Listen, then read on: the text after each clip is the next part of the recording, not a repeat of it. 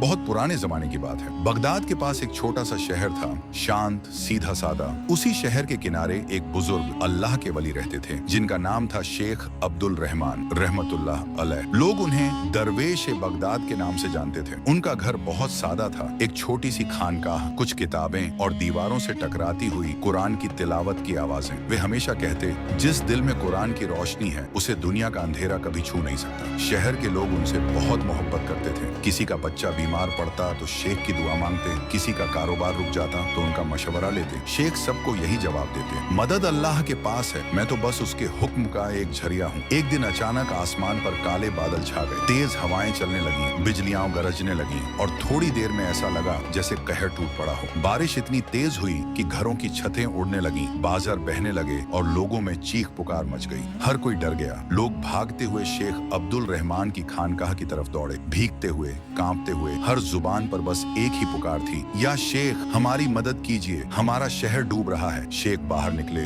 उनका चेहरा सुकून से भरा था, जैसे तूफान का कोई असर ही नहीं। उन्होंने आसमान की तरफ देखा, फिर बोले, लोगों, ये तूफान हमें डराने नहीं, जगाने आया है। काश इंसान अपने गुनाहों से ऐसे ही डर जाता जैसे इस हवा से डरता है। फिर उन्होंने वुजू किया, सजदे में गिर गए और अल्लाह से दुआ मांगी, या रब, अगर ये तेरे इम्तिहान का वक्त है तो हमें सब्र और तौबा की तौफीक दे, और अगर ये तेरे गजब का निशान है तो अपने रहम से हमें बख्श दे। लोगों ने देखा, जैसे ही शेख ने सजदे से सर उठाया, उनके होंठों पर दुआ का नूर था। उन्होंने हाथ उठाए और कहा, ए तूफान, अगर तू मेरे रब के हुक्म से आया है तो रुक जा। और चमत्कार हुआ, बिजली की गर्जना धीरे धीरे थमने लगी, बारिश की धार हल्की पड़ गई और कुछ ही पल में हवा रुक गई। आसमान पर एक सफेद नूर फैल गया, जैसे रहमत बरस पड़ी हो। लोगों की आंखों में आंसू थे। किसी ने कहा, ये अल्लाह के वली हैं, इनकी दुआ से हमारा शहर बच गया। शेख ने सिर झुकाकर कहा, नहीं, मैं कुछ नहीं, ये सब मेरे रब का करम है। अगर बंदा सच्चे दिल से पुकारे तो खुद तूफान भी उसका रास्ता नहीं रोक सकता।